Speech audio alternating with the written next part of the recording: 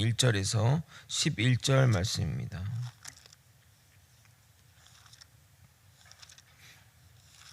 사도행전 18장 1절에서 11절 말씀입니다.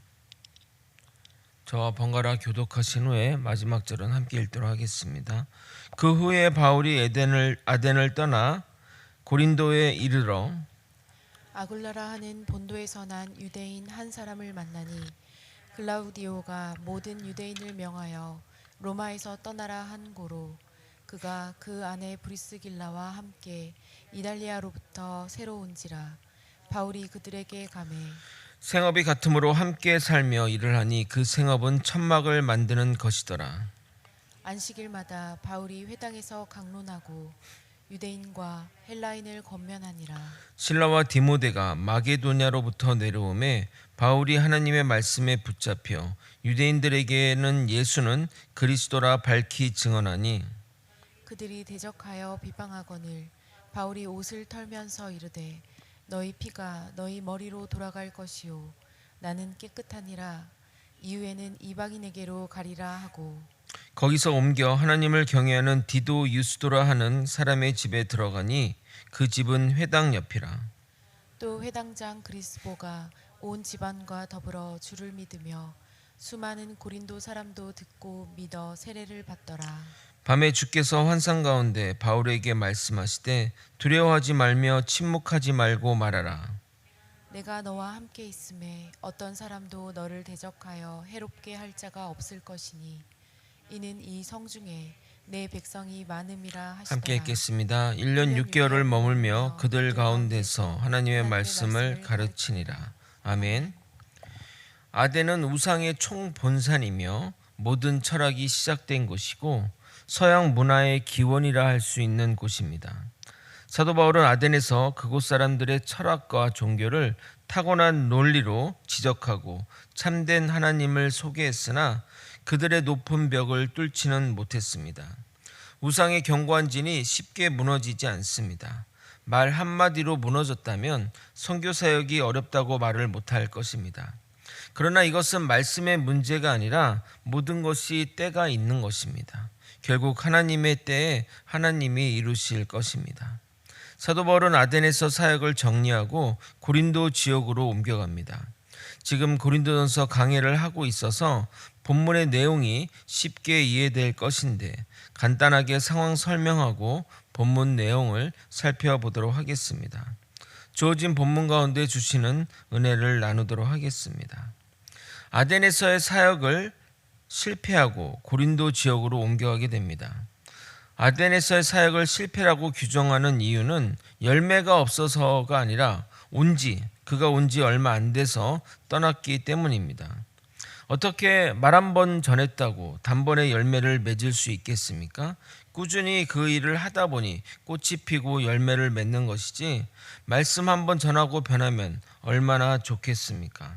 원래 아덴에서 실라와 디모데를 만나기로 했는데 그들을 기다리지 못하고 고린도 지역으로 떠난 것은 아덴에서의 사역에서의 어려움을 겪어서입니다. 아마도 그가 전하는 복음이 사람들에게 전혀 받아들여지지 않았고 본인도 아직은 때가 아니라고 생각해서 전략적으로 철수한 것이라 생각됩니다. 다른 곳에서는 말씀을 전하면 받아들이고 반대하는 사람도 있었는데 아덴에서는 전에도 거의 사람들이 반응하지 않았기 때문이니까 이렇게 생각해 봅니다. 그래서 홀로 고린도 지역에 오게 된 바울은 거기서 또 운명적인 사람들을 만나게 됩니다. 바로 브리스길라와 아굴라 부부입니다. 그들을 전도 중에 만난 것이 아니라 그 바울 혼자 남겨졌기 때문에 생계를 위해 일자리를 찾으러 갔다가 만난 것입니다. 그들은 천막 만드는 사람으로서 신기하게도 바울도 천막 만드는 일을 할 줄 알았습니다. 당시 랍비는 말씀 연구와 더불어 어디서든 생계를 유지할 수 있도록 그런 한 가지 기술들을 또 따로 배웠다고 합니다. 보통 랍비는 사무적인 일을 선택하여 배웠는데 사도 바울은 몸쓰는 일을 선택한 것이 이런 우연을 만들어냈다 할 수 있습니다. AD 41년부터 54년까지 재위한 제4대 로마 황제 글라우디오는 로마에서 크레스투스 선동가에 의해 유대인들이 수시로 폭동을 일으키자 황제는 이들을, 그러니까 유대인들에 대한 추방령을 내리게 됩니다. 무려 2만 명이 넘는 유대인들이 집을 빼앗기고 추방되었기에 살아갈 길이 막막했을 것입니다.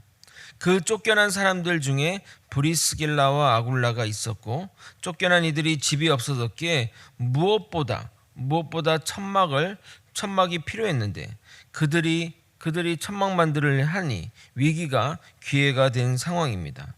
그래서 밀려들은 일감에 손이 모자랐는데 사도 바울이 합류하여 환상의 궁합이 완성된 것입니다. 그래서 같이 텐트를 만들고 사는 동시에 복음의 일도 하게 된 것입니다. 학자들은 그러니까 브리스길라 아굴라가 벌써 로마에 있을 때부터 또 예수에 대한 그런 믿음이 있었지 않았을까라고 판단을 합니다. 3절과 4절입니다.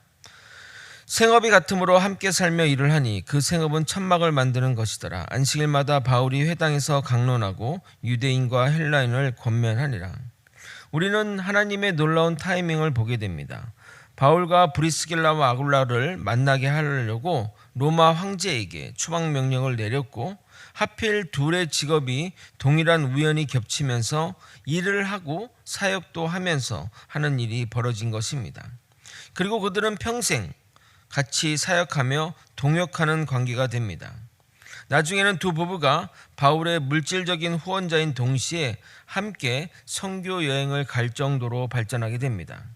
이처럼 우리가 복음 안에서 만나는 관계를 우습게 여겨서는 안 됩니다. 하나님이 어떻게 이 관계를 발전시킬지 모르기 때문입니다. 저와 여러분도 그런 관계가 되길 예수님의 이름으로 소망합니다. 드디어 실라와 디모데가 합류하게 되고 본격적인 사역을 진행하는 가운데 유대인들 중에서 자신의 고정관념에 갇혀 반대하는 무리들이 나오게 됩니다. 그러자 바울의 선교팀도 고린도 지역에서는 유대인 중심의 사역을 하지 않고 본격적인 이방인 사역을 하겠다고 선포하게 됩니다. 6절을 읽겠습니다. 그들이 대적하여 비방하거늘 바울이 옷을 털면서 이르되 너희 피가 너희 머리로 돌아갈 것이요 나는 깨끗하니라. 이후에는 이방인에게로 가리라 하고, 이후로 바울 선교팀은 회당 옆에 집이 있는 디도 유스도 집으로 복음 사역지를 옮겨서 고린도 지역의 교회가 정식적으로 출범하게 됩니다. 그러니까 거기서 어찌보면 쫓겨났기 때문에 고린도 교회가 출발할 수 있었던 계기가 마련이 된 것입니다. 만약 그렇지 않았으면 그냥 회당에서 계속 말씀을 전하면서 그렇게 복음 사역을 했을 것입니다. 디도는 로마식 이름으로서 고린도 지역의 명문가 집안 출신입니다. 학자들은 그의 이름이 유스도는 유대교로 개종하면서 붙여진 이름이고 실제 이름은 가이오라고 추정하는데, 바울이 개인적으로 세례를 베푼 회신자 중에 한 명이며 그의 사역을 돕는, 고린도 지역에서 그의 사역을 돕는 인물로 추정하고 있습니다. 우리가 주님의 일을 하는 가운데 어려움은 있지만 그 일을 하지 못할 정도로 막는 일은 없습니다. 반드시 복음의 길을 열어주시고 살 길을 열어주십니다. 강의 뚝을 막으면 그 물틈을 찾아 물이 갈 길을 찾고, 아니면 물이 뚝을 넘어가듯이 복음의 물결도 그러합니다. 우리가 그것들을 포기하지 않으면 반드시 길이 있습니다. 그런데 놀라운 일이 벌어지게 됩니다. 결론적으로 회당장 옆에 사는 디도 유스도의 집으로 이동한 것은 전략적인 후퇴를 한 셈입니다. 회당장, 그러니까 유대인 회당에서 가장 영향력 있는 사람이 예수를 믿게 된 것입니다. 물론 그 일로 인해 그에게 어떤 불이익이 갈지 모르지만 판이 넘어갔다고 생각하면 됩니다. 그를 시작으로 많은 이들이 복음을 받아들이게 됩니다. 8절을 같이 한번 읽어보도록 하겠습니다. 여러분 읽겠습니다. 시작. 또 회당장 그리스보가 온 집안과 더불어 주를 믿으며 수많은 고린도 사람도 듣고 믿어 세례를 받더라.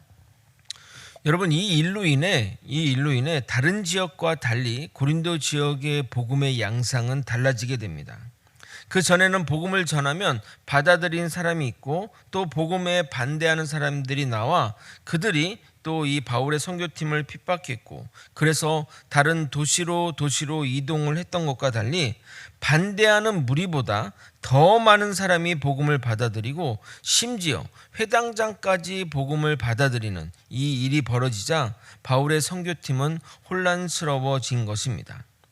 바울의 선교팀은 이런 상황이 아마도 낯설고 어떻게 해야 될지 고민이 되었을 것입니다. 이에 하나님은 그들에게 이런 메시지를 주면서 선교 2.0 시대를 열게 됩니다. 9절에서 10절을 읽겠습니다. 밤에 주께서 환상 가운데 바울에게 말씀하시되 두려워하지 말고 침묵하지 말고 말하라. 내가 너와 함께 있음에 어떤 사람도 너를 대적하여 해롭게 할 자가 없을 것이니 이는 이 성중에 내 백성이 많음이라 하시더라. 하나님의 말씀, 밤중에 환상 중에 하나님의 말씀이 괜히 나온 것이 아닙니다. 그들이 변화된 환경에 놀라고 어떻게 해야 될지 모르는 상황 가운데 주님께 기도했고 그것에 대한 응답으로 나온 것입니다. 이 메시지를 받고 바울의 선교팀은 고린도 지역에 정착하면서 무려 1년 6개월 동안 말씀을 전하며 가르치게 됩니다. 11절입니다. 1년 6개월을 머물며 그들 가운데서 하나님의 말씀을 가르치니라. 말씀을 정리하겠습니다. 홀로 고린도 지역에 오게 된 바울은 실라와 디모데가 오지 않자 막막했을 것입니다. 아마도 가지고 있던 돈도 다 떨어져 생계도 막막했을 것입니다. 그래서 일거리를 찾아 헤맸는데 자신이 유일하게 할 수 있는 그 세상의 일인 천막 만드는 일이 성수기를 맞은 겁니다.